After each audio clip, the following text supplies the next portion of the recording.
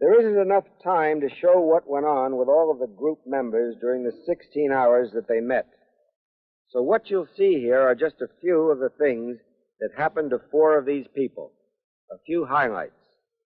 The question they examine is, what is it like to be oneself?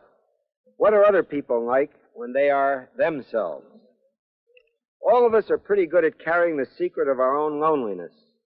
Now, these people will try to discover the secret of being together. If you find yourself feeling like a peeping Tom while you watch this, as though you're watching something you're not supposed to see, I want to assure you that the people not only agreed to be photographed, but are eager to share these aspects of their lives in hope you might learn more about others and thereby about yourselves. 2 psychologists from Western Behavioral Sciences Institute of La Jolla, California, are with this group. They are Carl Rogers and Richard Farson. Carl Rogers breaks the ice. Well, I'm glad we all had a chance to have dinner together because it gave us a little chance to get acquainted, at least with a few of us. But I feel as though we really are strangers to each other in spite of that. Lots of geographical distance and occupational distance and everything. And I feel like saying just 1 or 2 things to start with, from my point of view. One is that this is our group. We really can make of it anything we want to make of it. And I think that it is an opportunity to be in the group as fully as we can, maybe in some respects to try ways of being or ways of relating to each other that we may never quite have had nerve enough to try before, where in an ordinary life situation it just seems like it's too impossible. I feel a lot of anticipation about this group. I really look forward to getting to know you. And at the same time, I'm apprehensive, and I don't think it has much to do with the lights and the cameras. I think I'm always a little apprehensive in not knowing what a given group is going to be like. I don't know who we are, how we're going to get along, whether anything's going to come of this. So I feel a very double feeling. I feel excited and full of anticipation, and I feel a little on the scared side, too.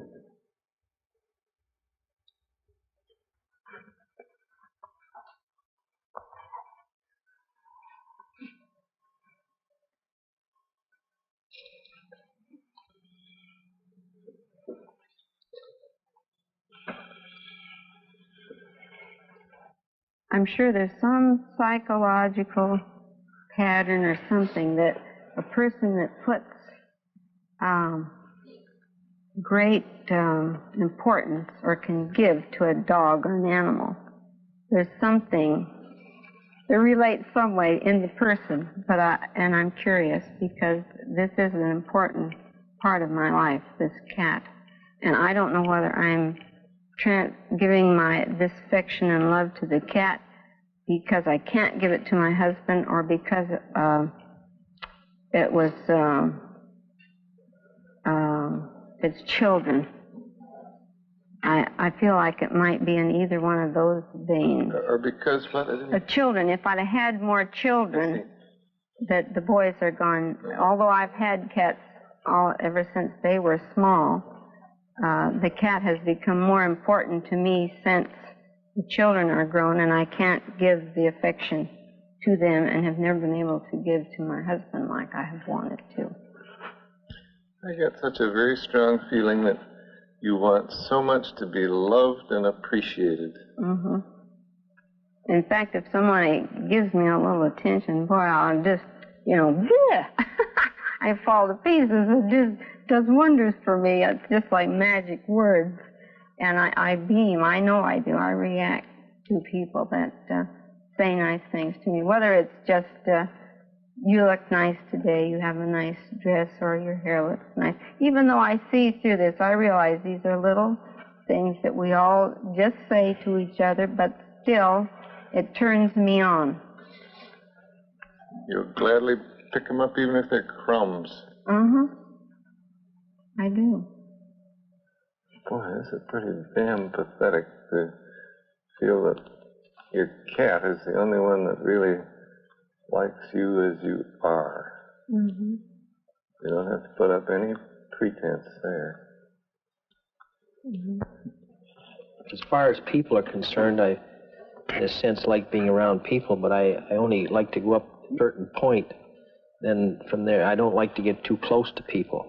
For example, if I got to know you, Keith, better, at least the way I feel now, then I wouldn't want to get to know you too well. And when you say, well, why do you feel like this? I can't say. Maybe it's because I can't truthfully say it's because I don't want to be bothered. And yet it may be because, as Beth says, that you get up to a certain point and I feel that if you get to know me too well, you'll reject me, I guess. Maybe if he sees too much of me, he'll see these things about me that I don't like, and he won't like. And by his not liking it, he just makes it that much clearer to myself. But I don't know where the change comes, or how it came, but perhaps I have a little more courage. But I'm not satisfied with these relationships that end just there. I mean, I would like to really have enough love in me to see the person all the way through and see certain things about him that I don't like, but I still like all of him. To have enough love there for these people and to find this love in return for me, that with all my limitations, all my faults, all my shortcomings, that I can be really loved. Then I think it will be a fulfilling relationship. I have these in it. After a while, it's, this type of relationship that you say you form, it's just not enough. And in this group, I hope that I can love every one of you and have every one of you love me. I don't know whether I can or whether I what did is it. going to have to happen. Here's the way I see you. I am a beautiful Eurasian girl, and when I talk, a little bell tinkles inside of me. And that's all there is. It's just beauty and light. And I think that's lovely. I respond to it as a man and as another person. But I got to see something else, too. I want you to know that I'm going to, when I hear that bell tinkling, I'm probably going to remind you of it. Something. You're sort of saying you don't buy that as being all of hers. I sure don't. And it's been showing in your face. Yeah. Quite a while. Does that annoy you? When I talk, I can see him. Is that a source of annoyance? It's just the same as, I think we each got sort of styles, and they are great styles, some of them, but you gotta get through mine, I gotta get through yours. Because we don't want to get caught in each other's style. Our way of coping with the world. I think that's her way of coping. I look at you as a little China doll. And if I get too close, you're going to break. I almost like a child. I'm saying I know that I can break, but I want to find out what's in there. I don't see myself as a little China doll. I remember one time, before I was married, going out with this very nice, well-educated, handsome young Frenchman. And he looked at me as a little lotus blossom. And I told him, I don't want to be a goddamn lotus blossom. I'm a real person, just give me a chance. I mean, I don't know how, but... Do you think we aren't going to give you a chance? I think I will find it here. I think I will have a chance here. I'm sick and tired of being maybe I present myself this way. I don't mean to. I don't want to be a goddamn little China doll ringing a bell.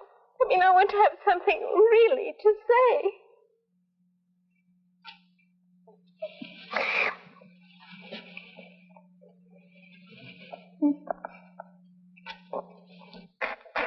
Well, I think I Do you feel scolded? Excuse me. Do you feel scolded? No, I don't. I mean, how I want very much to. First of all, I didn't even realize I had this mask on. I don't mean until now. But not too long ago, I discovered that apparently there was this something I, always held out there that kept people away from me. And I went desperately to come out from that.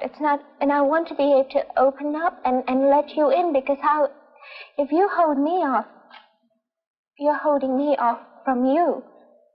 Or if you feel this, and I don't want that, but I don't know how to come out, from behind this. This is so much, a part of me. I mean, a very real It's not part of something you can do by yourself. It's something we have to do with you. You can't just say, okay, now I'm going to drop the mask. I couldn't do that. No, and well, maybe that's what I'm looking for. All of a sudden, I'll drop the mask and and let the sun come in. Oh, I don't really know how. But all I know is that I want to. Well, you've done it right now. And you realize very keenly that whatever shuts other people away from you shuts you away from that other person. Mm-hmm. And you want desperately for that to disappear, that barrier, whatever it is.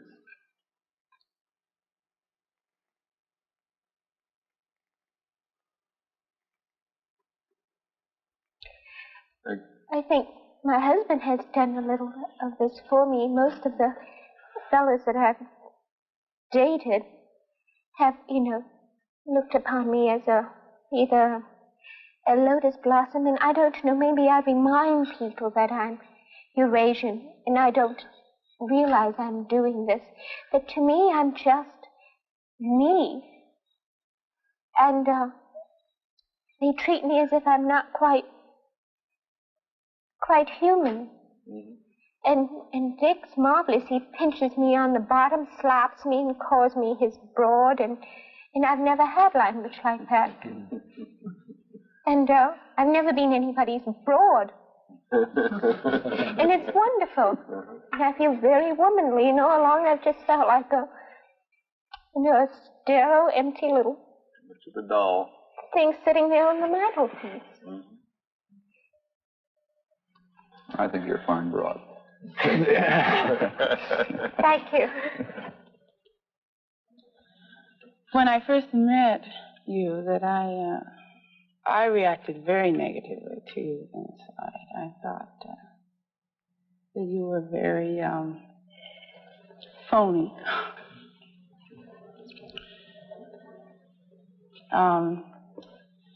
Maybe it was your voice. Maybe it was just your presentation. I don't know. I said, goodness, goodness me, what is this? But after you began talking, and after you, I think in your eyes, I saw this. I didn't get this this mask with you, or maybe I don't know. I just didn't feel. After you began expressing yourself, and I saw this sincerity and this depth there, I really felt very warm, too, very warm. And to me, the mask wasn't present at all during your reactions in the group. And I really felt that you were being more sincere than anyone here. No, I'm sorry that the term mask got used. I think I used it myself. But it isn't exactly it's a mask and the real person is behind. It's sort of a style that's very real, and I'm sure it works for you very well. But it just isn't everything. I was thinking about the style thing, and I remember talking to a very good friend of mine, And he said, you use your finishing school attitude or style the way a well-developed woman uses her bust line. So what I feel I lack in a figure, I make up for with this style, as you said, and I think it's very true. I would love to be tall and voluptuous, and probably if I were, then I would realize it isn't important. And I think that since I've been married, it has become less important. But when I see my husband looking around at girls, and I say, boy, she's got a good figure in my own mind, and then I kind of look down and I go back to my boarding school or finishing school style. So I think you're very right when you say that. There is a style. I did not consciously pick this up, but I just did. And so if you're sexier, have a little better upbringing, snobbishness. Or if you're sexier, I have a mind, you know. This is one thing that this bit about the lotus blossom, I'd much rather say have someone say, you know, Rosalind, you're a pretty bright kid. I would really appreciate that. Because to tell me I look like a lotus blossom doesn't do me any good, because in all sincerity, there are times when I think I'm pretty. But most of the time, I'm not. I look very ugly because I'm not inside pretty. And so to tell me this, it's, you know, just... You know, I don't care whether anybody believes this or not, but I like you very much, like William. I like you very much. And why doesn't Dick... I believe you. I can see your eyes.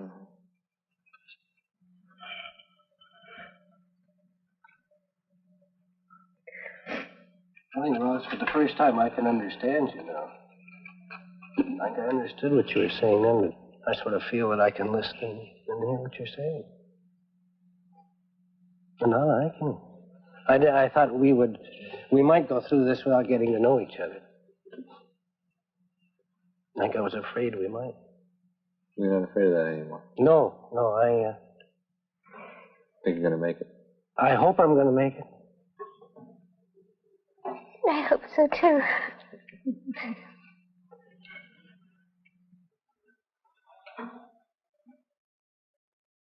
I don't know. It's very difficult to communicate, which is one of my problems in truly communicating. And I find myself still not a part of this group somehow. There's not too many, I can't think of anybody in this, except for Beth, that really affects me. And she affects me because she seems so much like me. I look at myself with strangeness because I have no friends, for example, and I don't seem to require any friends. Here? Any place. And I really mean friends. I have not one friend. I don't seem to need any. Yet in my own area, I'm fairly well, I assume, liked. At least I haven't found anything different than that. I don't seem to, and this is a shocking thing because I feel I'm all wrong, that I do need people, and yet I don't seem to, at this point, need any of you. And I'm like Charlie Brown. I need all the friends I can get. I mean, it's a marvel how you can really feel you don't need people. And I need every one of you. And I don't know how to give to you if you need me. And this bugs me. And I don't care if it sounds like a tinkling bell or what, but it really bothers me because I'm very critical and I don't want to be this way. And how can I be loved if I don't love? But you're saying you need us because you like us, not the other way around. Yes, I like you, and I want to like you, really. more than I know how, and I need you to like me.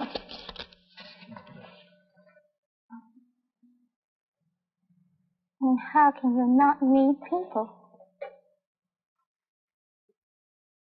Well, as I say, I feel that that's a wrong thing, but I'm trying to be honest at this point, and I don't know if I am honest even in saying it, but it's the way I feel.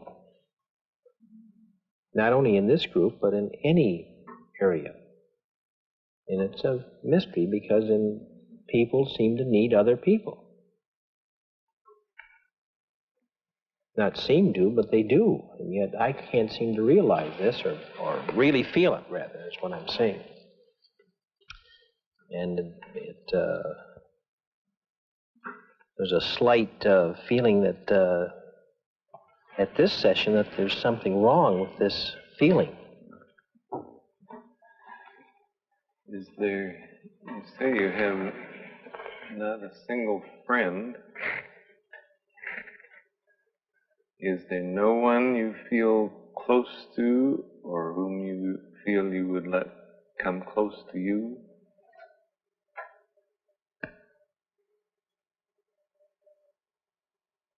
No. Well, my parents.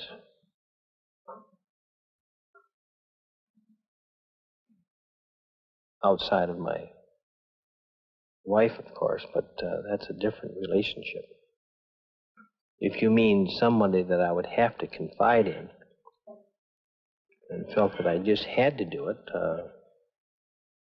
that would be... That you wanted to do it. Beg pardon? That you wanted. That I wanted to? Rather than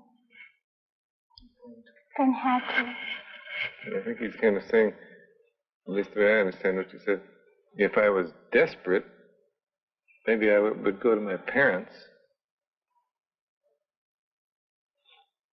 But I think Roz is saying, is there anybody you'd like to share yourself with? No.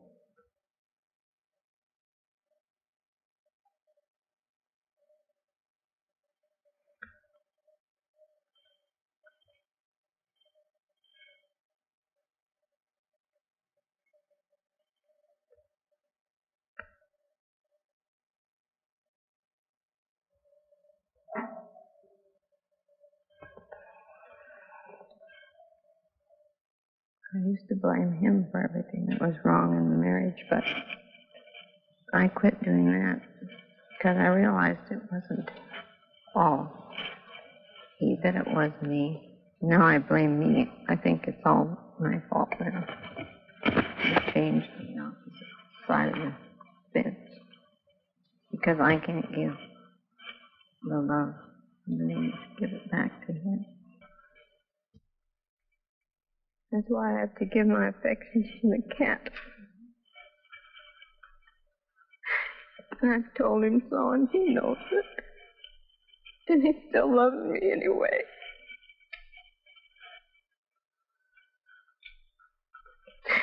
Which is wonderful.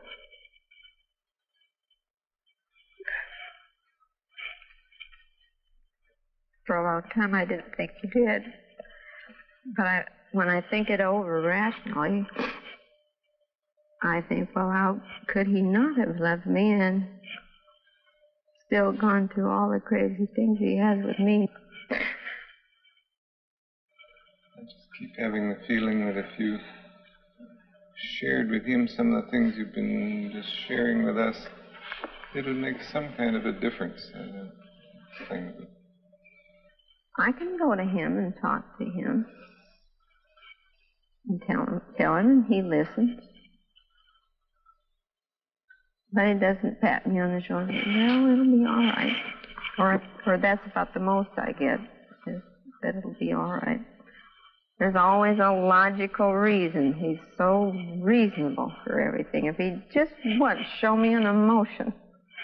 I've never seen him cry. Sometimes I don't think he has any emotion. Without knowing it, she must be talking to you, Jerry. Oh, I'm pretty choked up. I wouldn't be able to Say much. I think it's so wonderful that we can all sit here and feel each other's problems and cry with one another. What I have never had at home.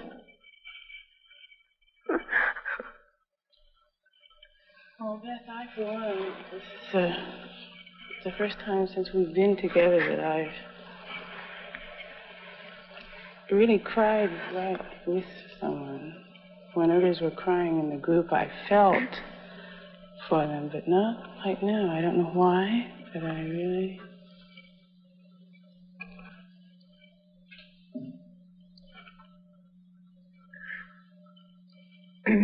I guess that's why I feel like, well, now I don't want to go because I have the rapport of all you people, you know.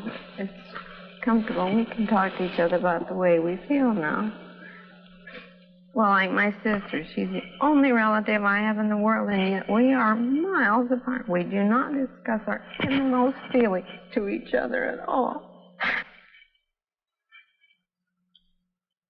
And right now you've got Carlene weeping inside with you, and you've got Jerry weeping with you.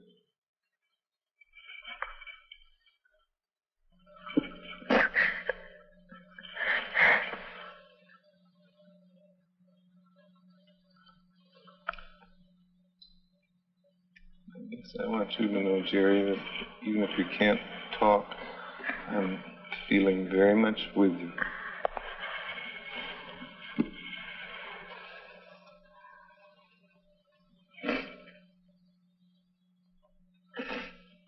That's pretty good. Jerry.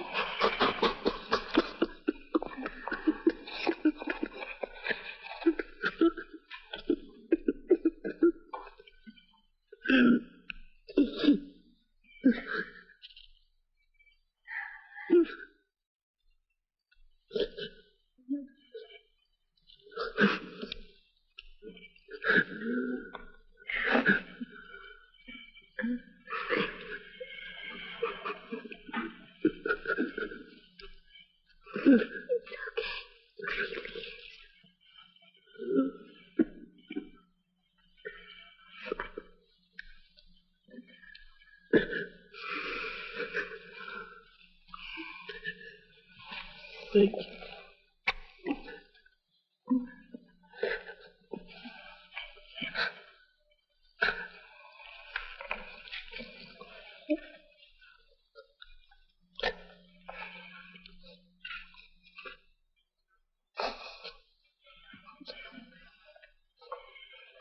In all this long, I didn't think he really felt deeply about anything, and we accused him of that.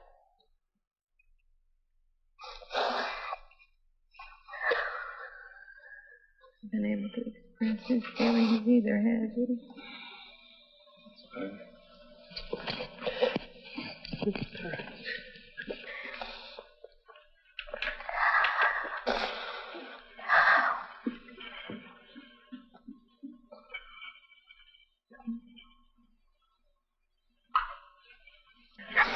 I'm collecting handkerchiefs.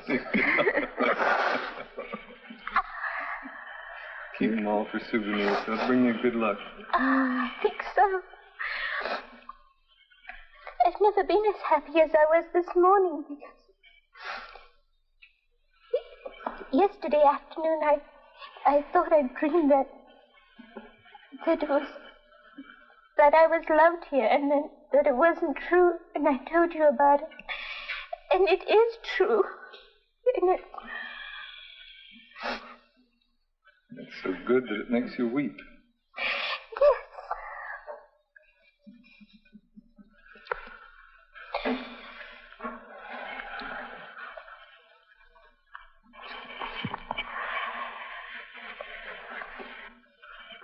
Oh, it's interesting. I had a thought here when you were talking early on that my wife might say the same thing sitting in New York.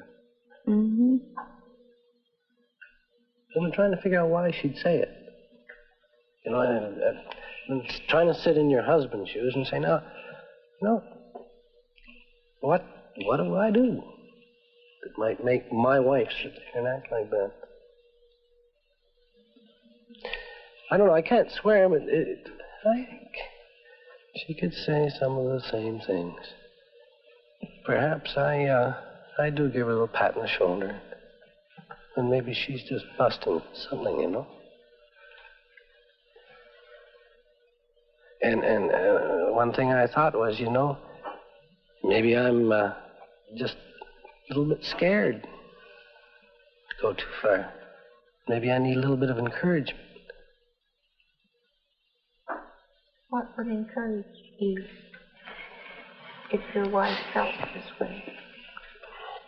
Would you pat her on the back and say it's all going to come out right?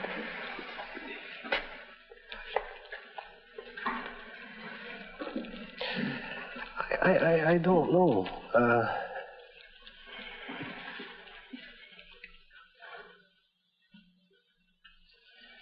Keith, what could she say that would make it possible for you to talk to her? I don't know. If you had only one sentence to say to her, what would it be?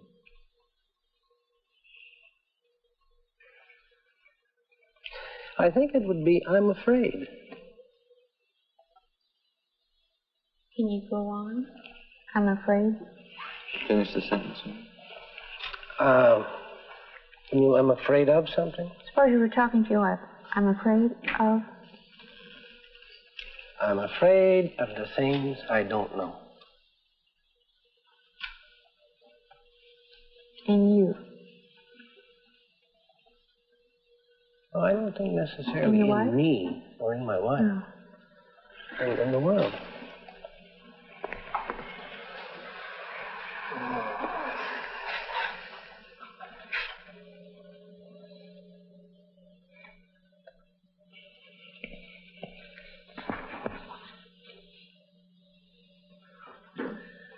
Carlin, who are those tears for?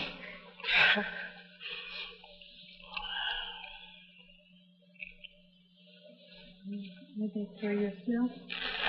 Or... Yes, they're for myself. Mm-hmm. Who are you identifying with? No. Can you tell us?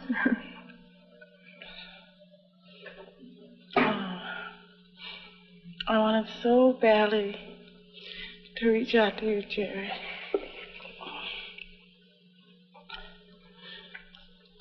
I was just kind of boiling inside, and I couldn't do it. I know why. And this is what upsets me.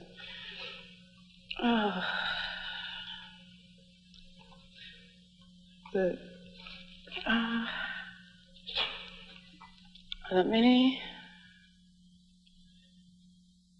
many years, I guess, of always holding back because I felt that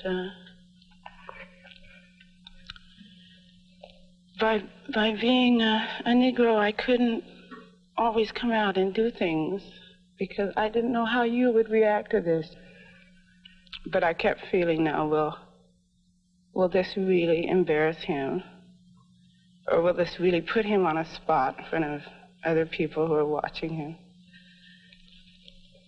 And I just think that I just kept feeling here, this darn society where I have to always think Negro first before I can...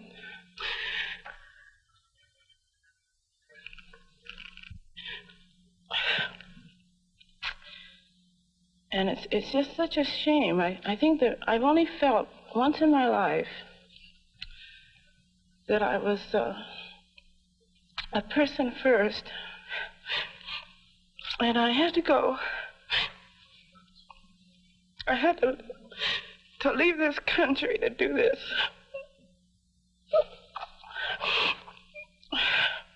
And this was in Europe when I went one summer over there.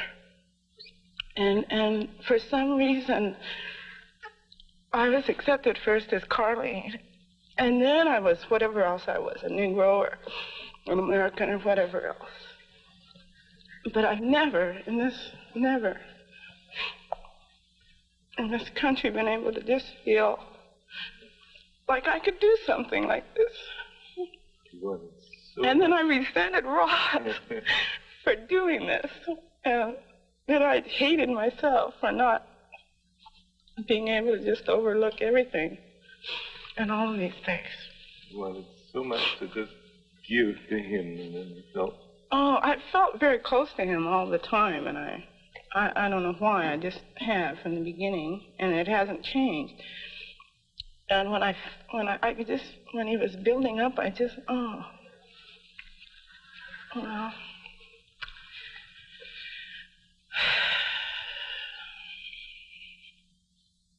I felt very close to you, Caroline. But I just couldn't do it. And I wouldn't have done it. And I guess that's what really bothers me, that I know I wouldn't have done it. You would have wanted and I'm to. right next to him, sitting right next to him.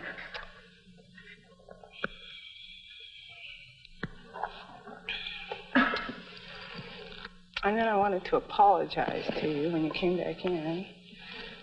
And I didn't, because I kind of hated that things were going, and I hated to just turn to you. And then as I sat here longer, then I just couldn't come up and say, tell you that I was sorry.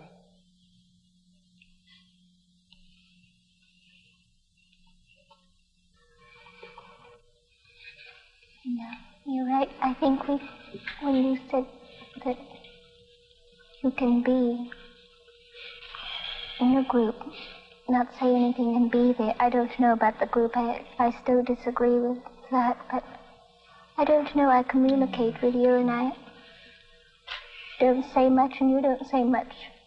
But I communicate with you. You with me. Mm-hmm. So maybe I'll learn.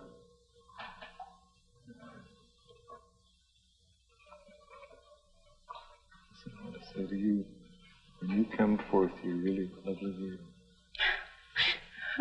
Thank you.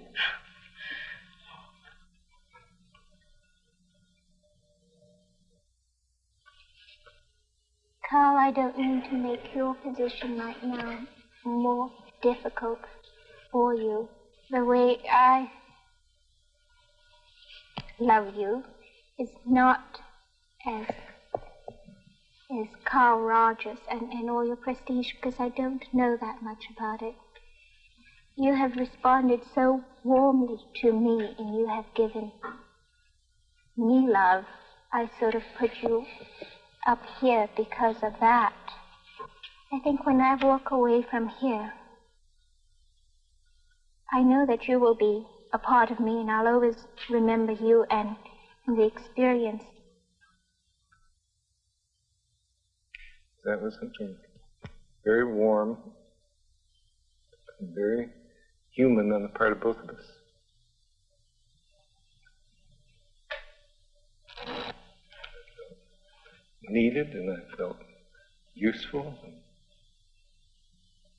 real, a lot more expressive. I was brought up in the kind of background a lot of you have been. You don't touch anybody and so forth. And I just hugged you and held you. And you loved her. You bet I did. And I loved you. And I love you, not just E.D. So do I. I do. A few years ago, I couldn't have said that in a group, or certainly not to a good-looking young gal. I just could not have.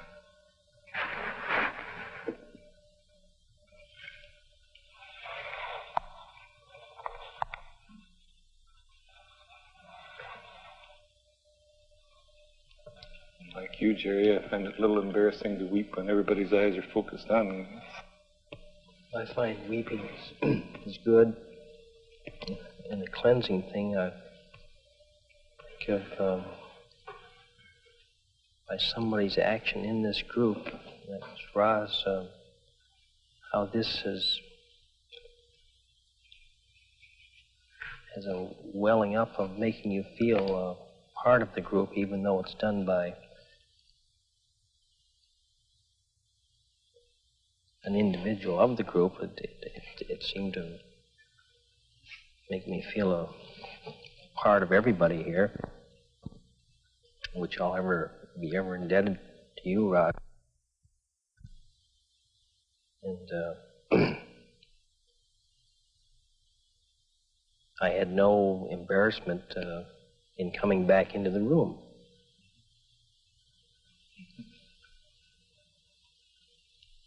I noticed that.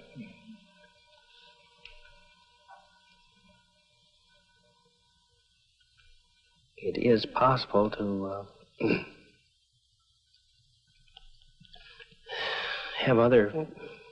not have other people, but there are other people that can reach out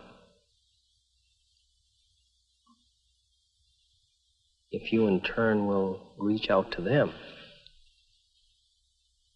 I mean, it is possible for this to happen, and that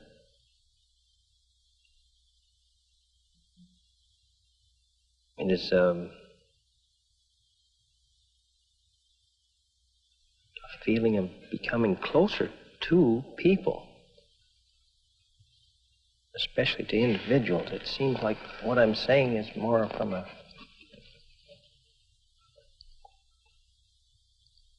textbook, but I don't know why I struggle with it so much. The response from Roz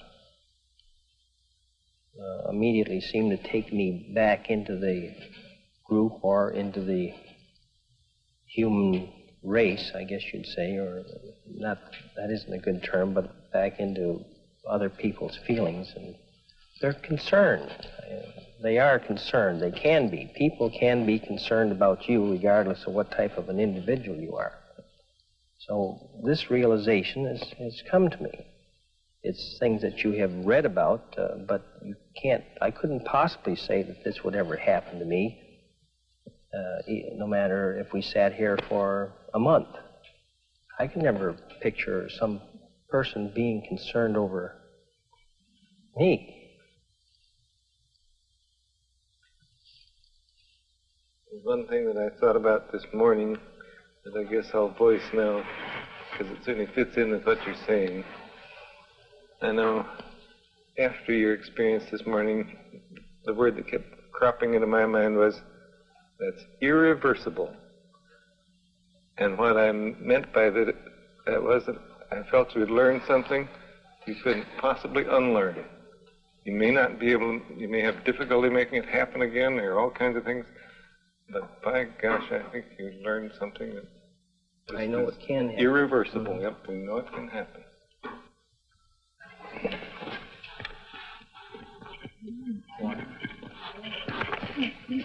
Yes.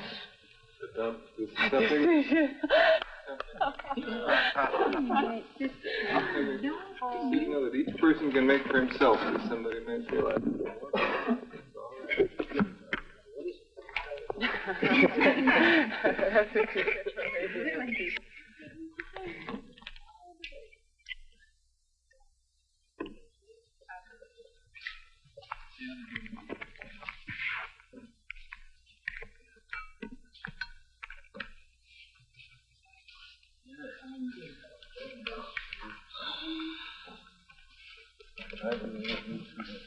Come on, honey.